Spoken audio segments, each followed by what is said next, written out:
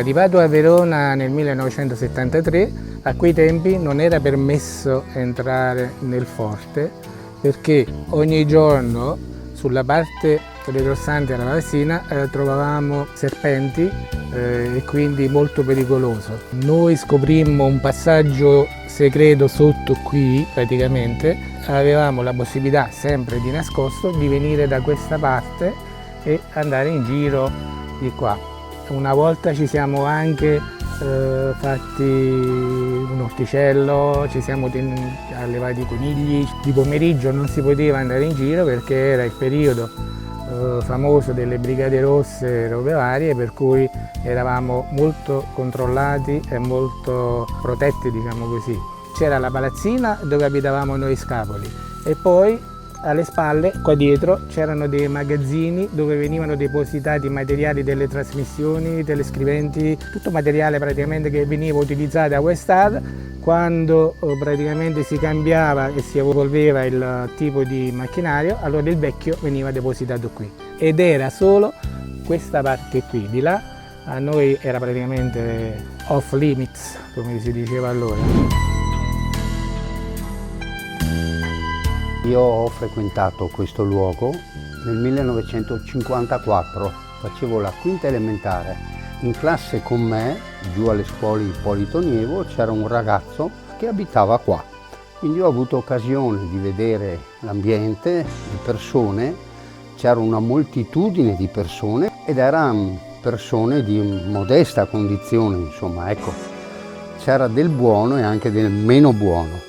Ecco, un particolare che mi viene in mente delle pallottole che qualcuno si era divertito a portare via, era perché le vendevano, no? Per strane ragioni storiche o altro, perché il vendere il piombo, il ferro, i catenacci delle porte, più volte visti portare giù, e voleva dire qualche panino in più. Qua dietro di noi c'era un cinema che veniva gestito da un prete che abitava in Valdonega in quegli anni. La chiesa era l'attuale sede del deposito a fusti nel piano terra e sopra abitavano varie persone nelle parti murarie e anche nelle baracche che erano molto numerose. C'era anche un negozio di generi alimentari che dopo qualche anno ha dovuto chiudere perché nessuno pagava, o quasi. Uno degli sport di fare la prodezza, quello che sarebbe il punton vecchio, ma c'era più di uno che riusciva ad arrampicarsi proprio come uno scoiattolo su per questa parte quasi perpendicolare, leggermente piegata, ma quasi perpendicolare.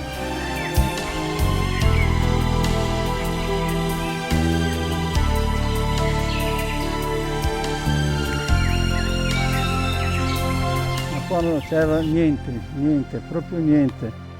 Non c'erano queste piante. Verona era bellissima da vedere. Noi ragazzi si andava sopra, proprio sopra, e ci vedeva Verona fino a Villafranca. Era bellissima, era tutto vuoto, non c'erano piante. Adesso arriviamo dove c'è un po' di abitazioni, si fa per dire. Ma c'era il muro, però quello là era un magazzino. Allora la cosa particolare è quando che nel 50 è venuto il nubifragio e praticamente ci ha portato via la casa. Proprio la baracca distrutta completamente. L'unica roba tragica, diciamo, è stato quando che con dei bandotti si partiva e si andava alla fontana di ferro a prendere l'acqua. Altro che giocare, sì. Alla sera si andava a campi per andare a frutta e verdura. Diciamo che in qualche modo si arrangiava, ma era un rubare per vivere. In Castel San Felice il ricordo bello era fra le famiglie, perché la sera si giocava e le famiglie tutto attorno giocavano alle cucucce. Ecco, dopo si giocava naturalmente fra maschi e femmine, lì insomma a volte succedeva qualcosa di bello. Siamo sempre andati d'accordo, dopo hanno cominciato a venire su piano piano, prima uno che faceva il pane, e questa è una bella roba. Dopo hanno incominciato un po' alla volta a venire su con la frutta, e dopo il bar, insomma, eccetera. La cosa bella dopo che hanno fatto la chiesa, dopo hanno fatto l'ambulatorio, c'era però questo di pensare di mangiare, di trovare il modo di mangiare, di avere soldi. Il rame che trovavo lì, bossoli, proietti, insomma, trovavamo veramente roba anche un po' grossa. Nella casa d'entrata ci sono 3 volti e là abitava il marasciallo dell'esercito. La vita giornaliera praticamente era quello di pensare a mangiare. E allora la prima roba da fare è quello di preparare il terreno, a seminare.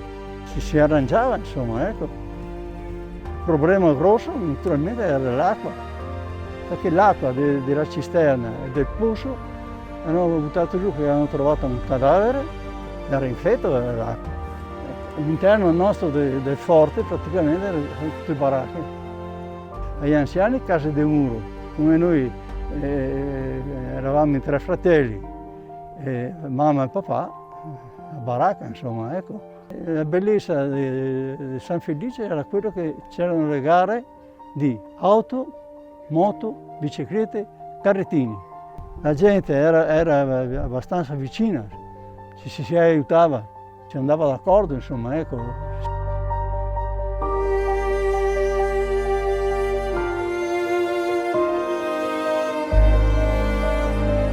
Io ero esterno, però venivo alle funzioni religiose perché qui c'era una chiesa che era una appendice della parrocchia di Santo Stefano. Di conseguenza ho fatto l'infanzia, dove la comunione, la cresima, l'ho fatta in mezzo agli bambini che abitavano qua nel castello. È stata una bella un'esperienza che ricordo molto volentieri, perché oltre che la mia giovane età che avevo allora, ma anche dopo, adesso rivivendo questi luoghi mi portano un senso di tornare dietro nel tempo. Noi altri qua avevamo anche il cinema, dove il sacerdote che veniva qua, che era il curato di Santo Stefano, allora ci faceva il cinema. Ho dato un approccio anche alla comunità esterna di senso di comunità. Cosa posso dire io? Dopo tanti anni sono anche commosso a ritornare in luoghi che ho vissuto la mia infanzia. Si potrebbe fare di più per valorizzare questo aspetto qua, che potrebbe essere un bellissimo polmone per la città, che dovremmo valorizzare di più. Grazie di tutto, e quello che posso dire è questo qua, insomma.